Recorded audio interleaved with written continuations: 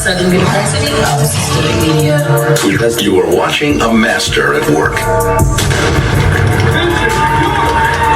The show is about to begin.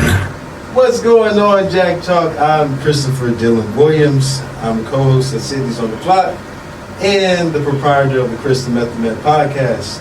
Guys, I'm elated. I'm blessed to be here. Introduce yourselves, classification, major. Oh, what's going on? My name is Cameron Dowling. I am a junior. I'm a political science major, and I'm glad to be here as well.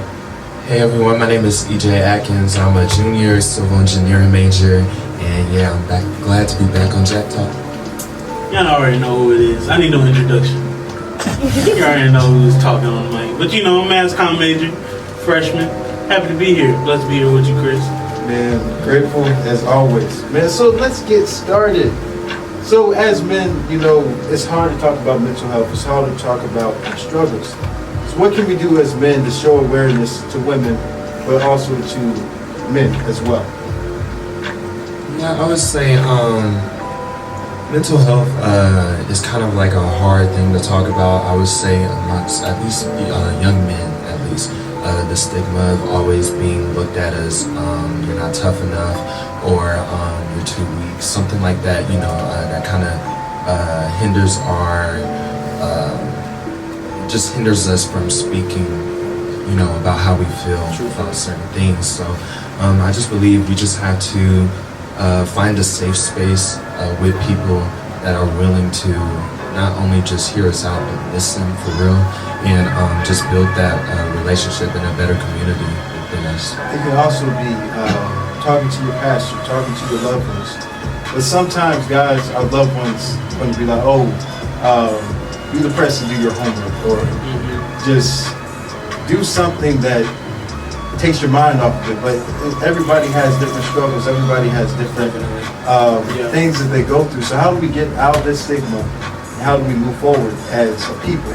Well, for me, I think like it's important to understand everyone's story is not the same. I think when we, you know, talk about mental health, we compare, and we always compare other stories, and you can do this, you can do that, but you don't understand until you're in those shoes. So I think you have to actually sit there and listen to understand, not to respond like what EJ was saying, and go from there. Even when we talk about men, when we talk about women, that's most importantly you listen. So yeah, I just think a lot of it's projection almost. A lot of people are taught to keep it bottled in, not really show emotions and all that.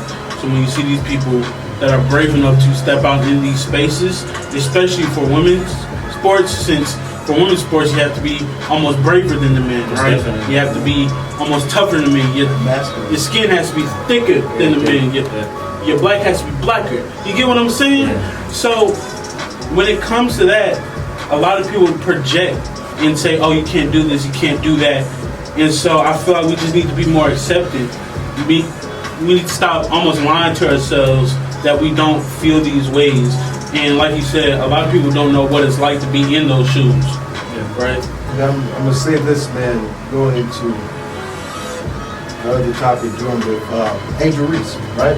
Perfect. As you know, the Bayou Barbie, as you may say. So basically, during the Elite 8 games, she was talking about being sexualized, death threats. You believe, Cam, this was because she didn't have the tutelage, she didn't have the people around her to tell her, hey, you need help, you need to talk about your emotions, you can't bottle them in. I think it's tough to say, you know, she didn't have people around her because, you know, you have to think about it. Last year, they won the national championship. You're a national champion. You start off at the beginning of the season wanting to have an end goal, and they reached that end goal. So, in my opinion, her, you know, taking the villain role, it was almost like it was almost brought upon to her because it's like she reached the mountaintop, so she couldn't be brought down until she was actually brought down. And when the press conference came out and she was crying and she, you know, almost expressed all her thoughts, it was just as if she wasn't human anymore. And I didn't understand that. And like Pancake said, they have to have tougher skin than men in sports, which is absolutely crazy because we talk hormones, we talk about all that stuff way back and middle school. And we have to realize that these are young women just as much as we're young men. They have to grow up kind of like faster than True. all of us, because they're in the limelight. As soon as probably from high school. So doing high school sports, and then NIL deals, they're popping off, and that's like basically how they live. That's what their families rely on. So it's a lot of pressure on them, literally out the gate. And it's almost like, not to bring it up, but the Nickelodeon stuff. They have pressure on them, and that's what their families rely on them for, to do their day-to-day, live day-to-day, and so it's just a lot of pressure on them, and it's just kind of how they have to live. I'm also say this, man, is even dealing with child stars, even dealing with child prodigies. You have to live up to this expectation. Oh, you have to be successful now. Oh, you have to make money now. You have to help our family out because we're struggling. Same with young athletes with the NIL deals as well. Like he bridged it together. Sports and entertainment, they intertwine, because you talk about Angel Reese, you talk about Caitlin Clark, you talk about Juju. Any of these women, they have NIL deals and making it just as much, if not more, than money. And it's lined up. Time to time. But I also think another thing that contributes to how people treat the mental health of players like Angel Reese or even Caitlin Clark is the fact that the WNBA and women's basketball in general is coming up now. You see, in the NBA, it took a long time for people to finally accept these players' feelings. Yeah. Like, compared to how the landscape for mental health is in the NBA today, from back then, it's monumental. Mount Everest couldn't be tall enough to see how far we've reached. So I feel like a lot of it is the WNBA is kind of going through those growing pains, baby's first steps. And so people are now having to adjust and having to see these players as human. You get what I'm saying? It's almost like a restart button. You're starting the game over for a lot of these people. And it really affects how people are treating these players, because there's a lot of biases intertwined with that. Yeah, I feel like it's also, it can be because of our own ignorance, our own, and we're in the way. And basically, like, dealing with football players, they play the most brutal sport ever, right? Yeah. Head injuries, everything. But when they speak out about their mental health, when they speak about head injuries and things like that, we're like, oh, you're a football player. Tough You signed up for this. Yeah. Same with the last couple years. I can think of Junior Seau, Demarius Thomas. People that have left this earth because of their mental health, and it's not taken seriously until nobody's here anymore. It's not. Yeah, man. We have to do better, man, as a unit of people. You can't just sit there and be like, oh, he's suffering. Oh, he's basking. Oh, he's bugged. He can deal with it. But at the same time, we have to realize, okay, when they take the helmet off, when they take the mask off, they're human. They have feelings. They have choices that they make in life. And take the jersey off also. Yep. So dealing with Caitlin Clark, she just lost the national championship. Yeah.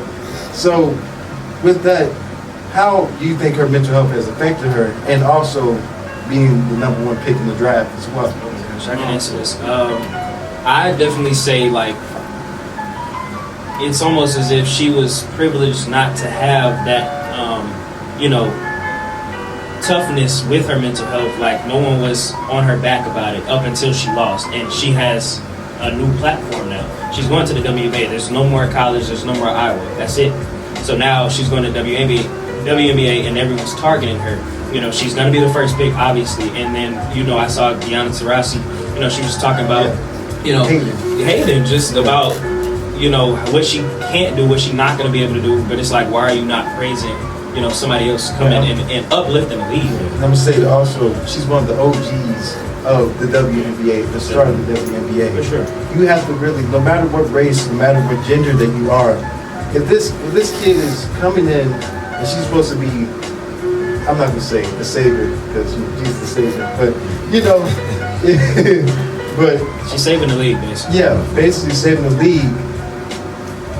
Just respect it. You don't have to like her, but she's going to put money Don't in even know the revenue. girl, by the way. She's going to put money and revenue in your pockets. It's crazy. Doesn't know the girl at all.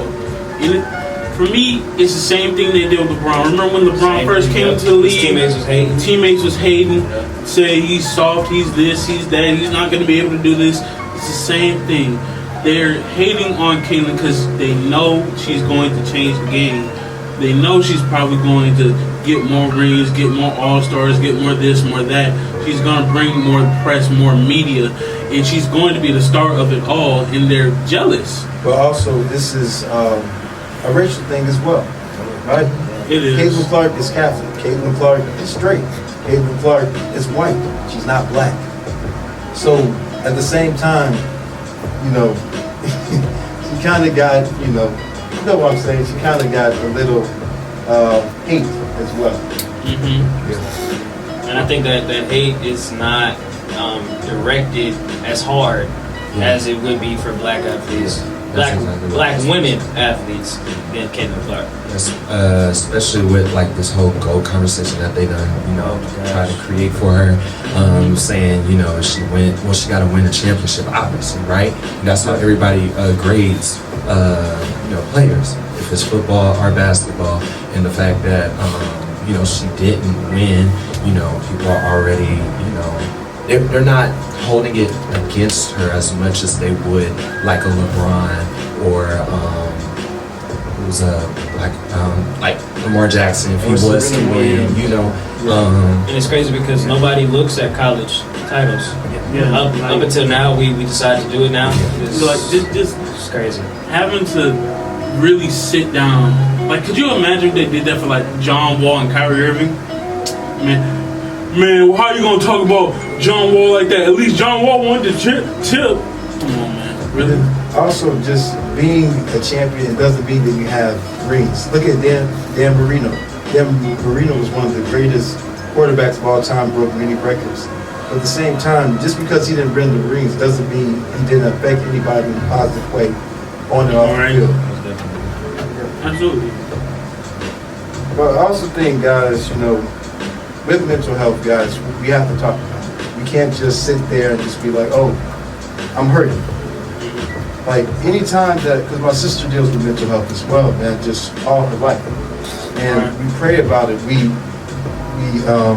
talk about it as well. And sometimes it brought me to tears just seeing her suffer.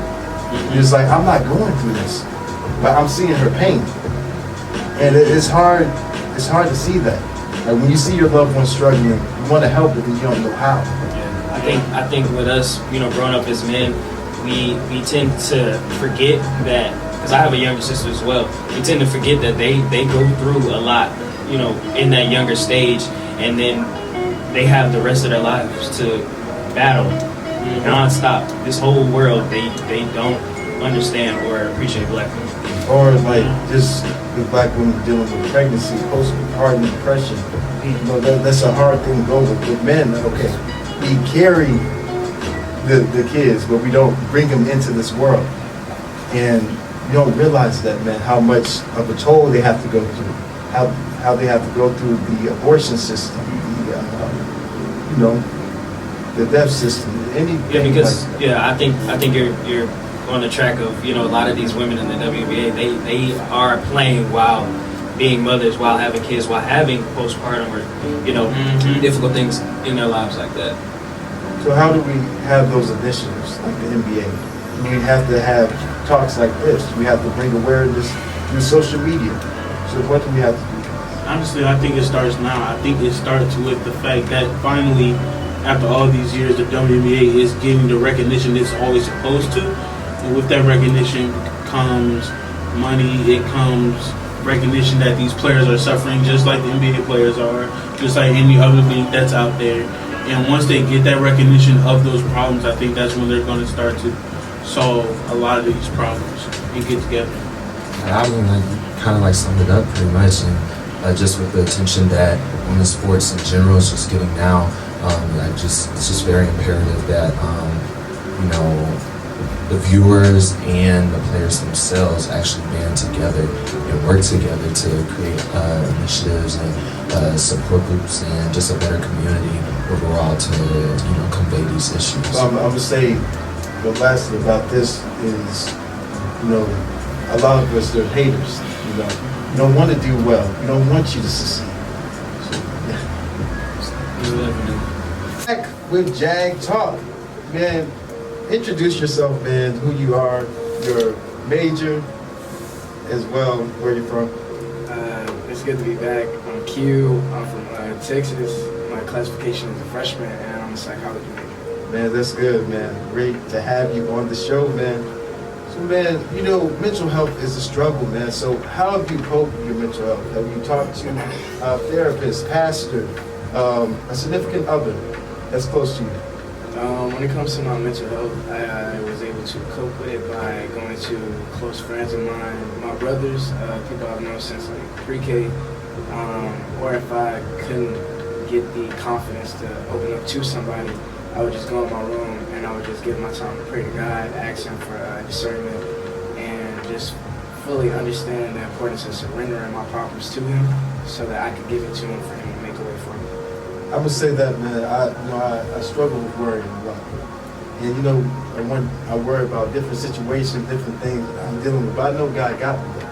So, you know, He woke me up for a reason, of course. Man.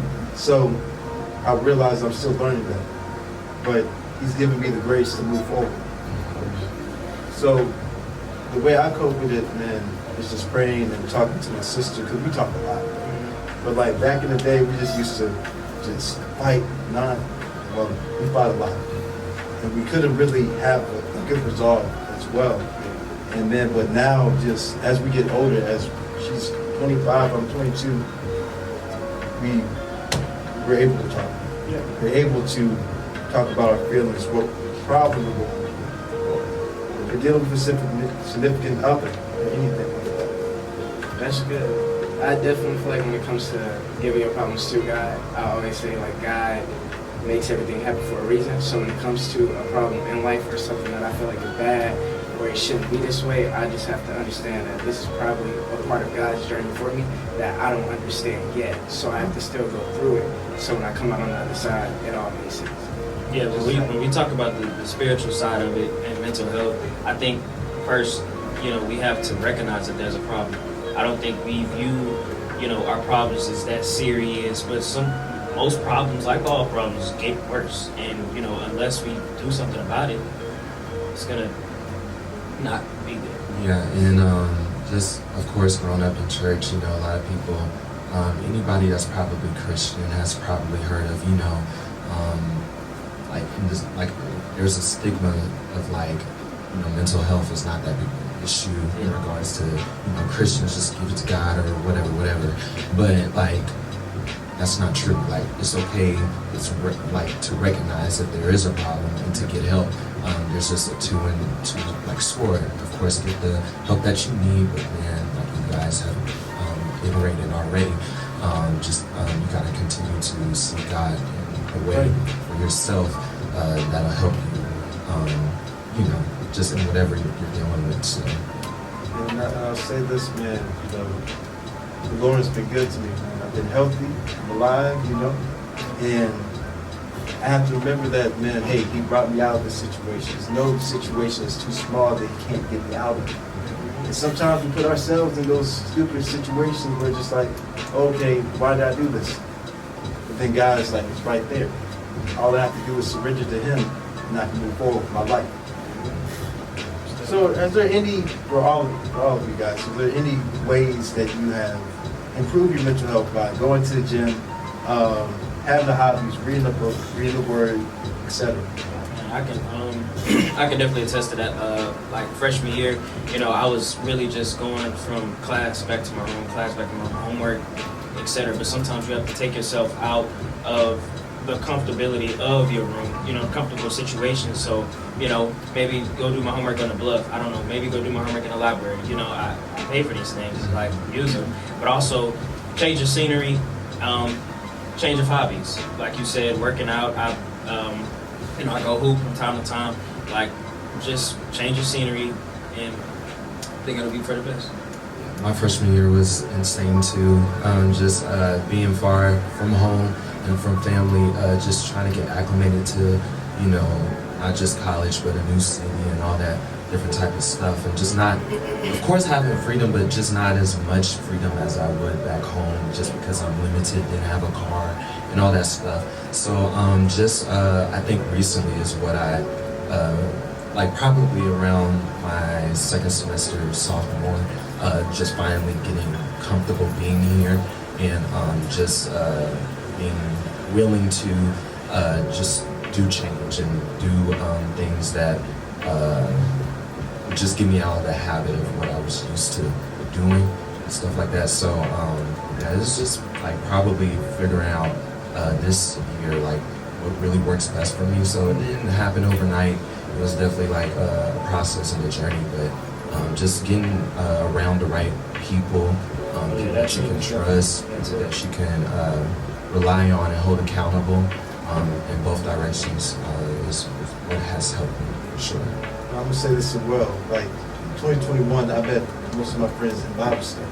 It was like in freshman year, I was really shy. I didn't really know anybody. Yes, being from this state, you know, I was used to it, but like I didn't really open myself up until like I'm doing a sports show now. I'm doing OSM now, so I'm getting involved. That's really how I improve. Well, not improve, but it helps my mental health. Doing podcasts, talking to people about different situations in life. So, yeah.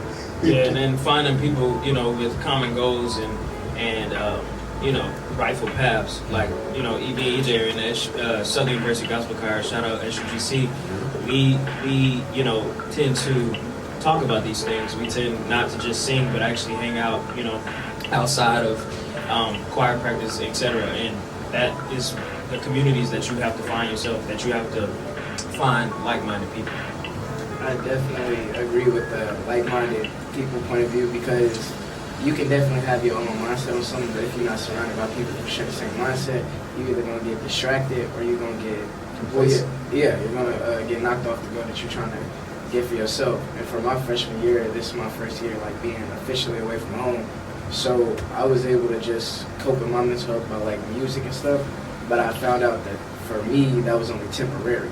So when it came to the Sunday that just passed and they had the church event, Sunday Night Fire? Yeah, Sunday Night Fire. That definitely, I was contemplating whether or not if I should go, and someone just told me in my spirit I should go. And as soon as I went, I just felt welcomed by the Lord. I was in the back, and once he was like, "Come up if you want to give yourself to God" and stuff like that, heart just started beating, heart started racing, and I was like, "Q, just sit down. You don't need to be doing it." And it was just like, you need God. You want to get closer to Him. Give yourself to Him. And I got up, I went to the front, I closed my eyes, and I just started praying and talking to Him. And along with the mental health, we feel like we can't talk, we feel like we can't cry, we feel like we can't express ourselves. The one thing I notice is every time I give myself to God, I don't care about crying, because I know that I'm okay, and I know that He is the one that's watching over me. He's the hand that I'm holding. So I was able to fully express myself and just give everything to Him. And after that, that's when it went from just temporary peace to knowing that He can eternally provide that for me. Yeah, that's good. It's also for me, I'm still learning about like how things are seasonal in my life. You know, I need to let go of some things. Well, I may be good at them, but it might not be God's will for me. And that's, I'm not gonna say it's a hard pill to swallow, but you know, like just being human, where it's just like, oh, okay, but God, I really like this. And then it's like, that's not meant for you, or it's not your time. Yeah. You may be calling me in the ministry, but I'm doing mass time. But it's leading me to there. So I really have to learn how to stop being complacent and really, okay, God, this is where you're leading me, man. Okay, I'm gonna go. You take your hand, you know. So yeah. So has there been any mental health struggles that you had? Negative self-talk, depression, OCD? Yeah, I overthink a lot and tend to just really swim in my thoughts. And when I start swimming, like I start drowning. And it can happen for like a long period of time too. But like I said, I'm starting to like force myself to like get out of that habit. Like it's okay to maybe like drown in a little bit, but like you can't stay there. You have to force yourself to, if it's to get help or just change your surroundings, whatever it is that you need to do, what works best for you is what you need to do. So definitely I'm an overthinker, and like I just want things to go a certain way, and if they don't, I feel like I'm gonna fall off the cliff. But you just got to realize that you have to make adjustments. My mom told me on the phone like maybe a week and a half ago. She was like, "You're a good like adjuster. You can Adjust the environment." Yes, Yeah. yes, that's exactly what she's saying in a nutshell. So I took that and like was proud of it too. So and that's just kind of like what you have to do as an individual with the different things that you come into contact with. But sometimes it can be good to be an overthinker. Right? You're thinking about different perspectives on life, different cultures, or how they think. So it's not always a negative connotation of, okay, is this bad or is this good? You think about it. I think for me, it would be,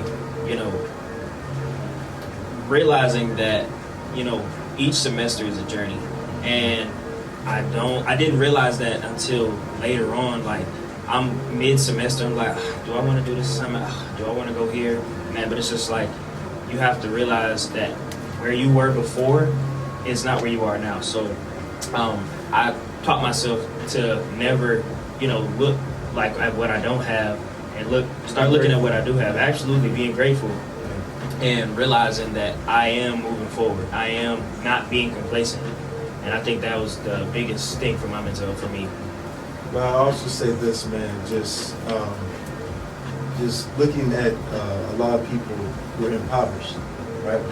You see, when you just drive and you see a lot of people on the roads, man, you just really think about how blessed you are. And then you can be in that same situation, but you're not. You're able to go to sleep. You're able to brush your teeth. You're able to get out of bed, right? Able to have a right standing mind, right? I think that goes like unsaid, that we are, we get up and like, do I want to go to class? But it's like, bro, we are grateful that we can stand up, that we can breathe, that we can see, that we have teeth to brush. Like, it's simple stuff that we just overlook sometimes, that you got to really sit back and realize that it could be so far much worse. Like, God, give me a car. God, give me this. But it's like, He already blessed me to wake up this morning. I didn't even think I was going to wake up, but He did.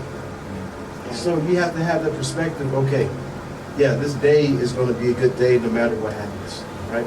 Sure. Yeah. You just got to keep it pushing.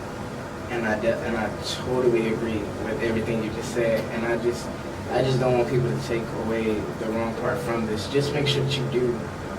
Make sure that you are grateful for what you have and you are a blessing towards others. But make sure that you don't just forget about yourself. Because when it came to what are you struggling with, I always try to make sure everybody else is doing better. You see a homeless person, if you got it on you, you give it to them, even whether it's homeless or not, if it's just an innocent civilian next to you.